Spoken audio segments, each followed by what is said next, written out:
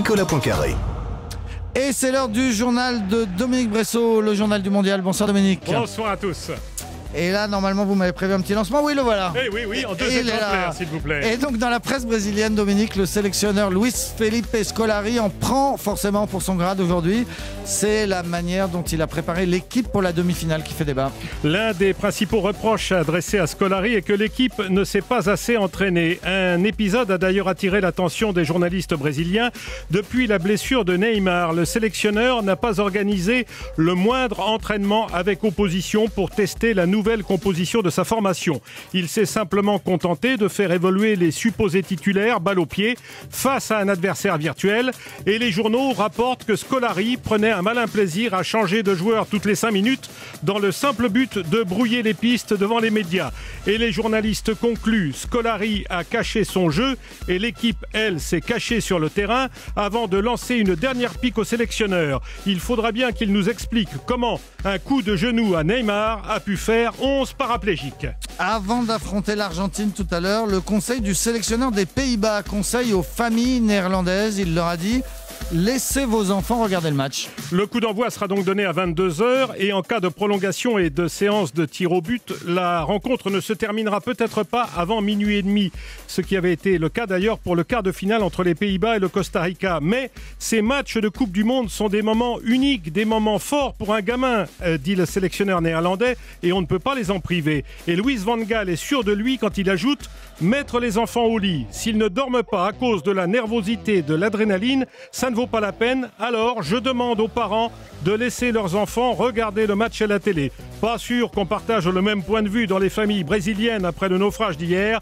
Il y a des désastres qu'il vaut mieux cacher parfois aux plus jeunes. Et puis c'est alors une drôle de saison que vit le gardien argentin Sergio Romero, parce qu'il est titulaire en équipe nationale, mais seulement remplaçant dans son club de Monaco. Sergio Romero est arrivé à Monaco en 2013, prêté par la Sampdoria de Gênes, mais il a toujours été maintenu dans l'ombre du titulaire. L'entraîneur monégasque de l'époque, Claudio Ranieri, n'a jamais voulu modifier la hiérarchie, car il n'avait pas souhaité la venue de ce gardien argentin. En tout et pour tout, Romero n'a disputé que 9 matchs avec Monaco, toutes compétitions confondues, dont des confrontations pas très exotiques face à Vannes ou aux amateurs de Chasselet dans le Rhône.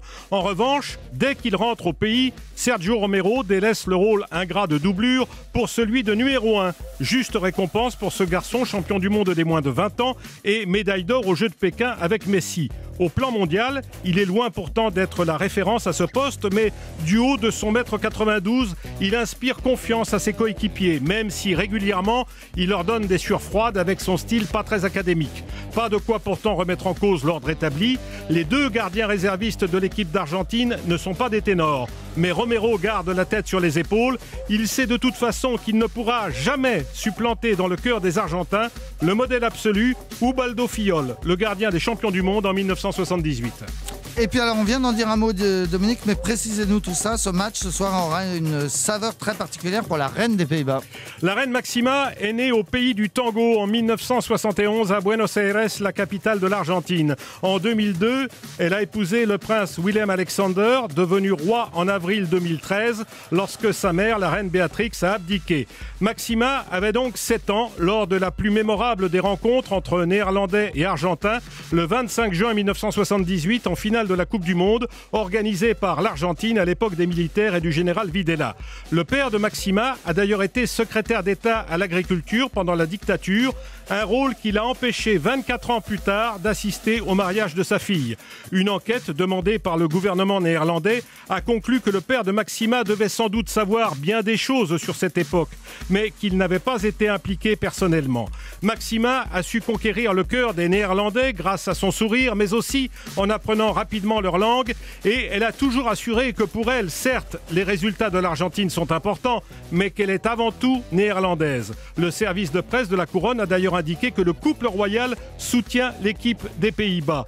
Tous les Argentins, partis vivre à l'étranger et possédant souvent une double nationalité, vous diront cependant ceci: peu importe à quel point on aime son nouveau pays, au fond de notre cœur, c'est toujours le pays de la naissance qui passe en premier. Alors, allez donc savoir ce que cache vraiment le joli sourire de Maxima Zorreguieta de Buenos Aires, devenue reine des Pays-Bas. Merci et à demain, Dominique Bressot.